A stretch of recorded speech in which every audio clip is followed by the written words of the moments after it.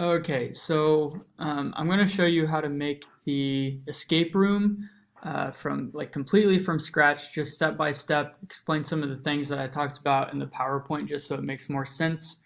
Um, so you need to go to Google Forms and make a blank document. And I just immediately delete this first question, just so I don't have to like worry about put it in the right spot and all that stuff, just to get it out of the way. Make sure before you forget to go up to settings up here next to send, and right here choose collect all email addresses.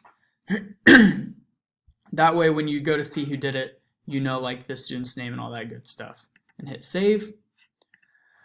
Okay, so this very first section is where I did the introduction. So you just title it, and then in the form description, you go through the directions and basically start the story.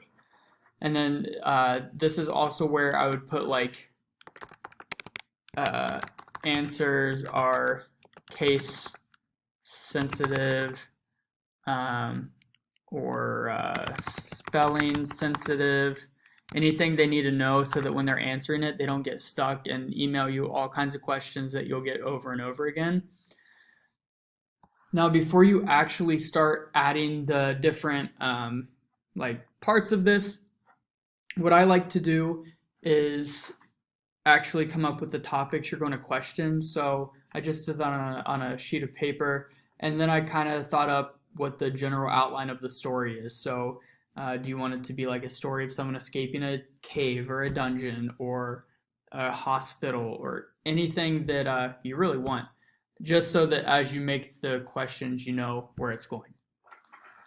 So the next thing you're going to do is right here at the bottom of this, you're going to add a section.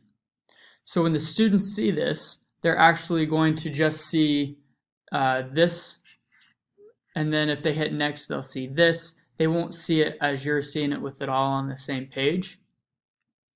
And you can like right here to continue the story if you would like, which is what I did, just to make it more entertaining for the students. You can add pictures, so you click this image. You can add videos, which would be this one. And to add a question, which is probably the most important part for this because it is a review, you just hit the plus button. I would only use multiple choice and short answer for this, just to keep it simple. I wouldn't expect the kids to write whole paragraphs. But I'm going to go over the two different types of questions just so that the different like roles that pertain to them as you go through this makes sense. If you choose to do a multiple choice question, whatever, blah. You have your options 1, 2, 3, 4, and these are of course going to be the answers to that. So the most important part for this is to make sure that one, it's required. So down here you'd hit required. And then you also want to choose go to section based off of answer. Otherwise, they can choose any of these answers and just continue on with the escape room. But when you choose continue to section based off of answer, you get all of these little drop boxes next to the answers. So if, for instance, you have option 1 as the correct answer. Before I get into that, sorry. You need to have the next couple sections made already. So I just keep going and add the sections. Now I can choose where they go. So say option 1 is the correct answer. They choose option 1. And when they choose option 1, you want them to go to section 5. Because when they go to section 5, which is right here, that's where the story will continue. However, say they choose option 2, and that's the wrong answer, you obviously don't want them to keep going through the escape room because it's the wrong answer. So you click your drop box, and you would choose section 3. Now section 3 would then be a dead end. Just some like paragraph of the story that says, you failed to escape, try again. when you create your dead end sections, which you can only get to if they choose the wrong answer up here. It's not part of the main story. It's kind of like similar to a side mission in video games or something like that. When they get to the dead end, you want to make extra sure that down here where you see after section 3, continue to next section, you click that and you want them to go back to the question. So your question's on section 2, right here. So when they get to this dead end, you'll say, uh-oh, you can't go any further, hit next to go back to the question and try again.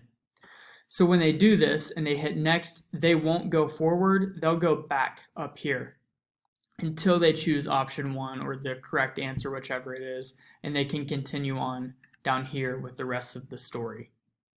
I hope that makes sense. If not, just shoot me an email.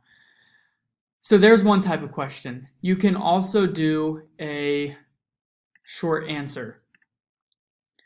These ones are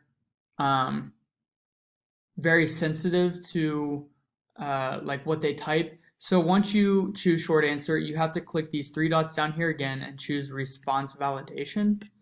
And then you have the choice. They can answer with a number or a word or phrase. If you choose a number, you have to be really specific what it is. So greater than something, equal to something. If you want the answer to be 15, choose equal to. But I did text. So text, and it contains the answer. That means when the students answer this, they have to type right here, answer, in all lowercase letters, because if they type it in, if they capitalize that A right here, then they're not moving forward. It'll tell them that it's wrong.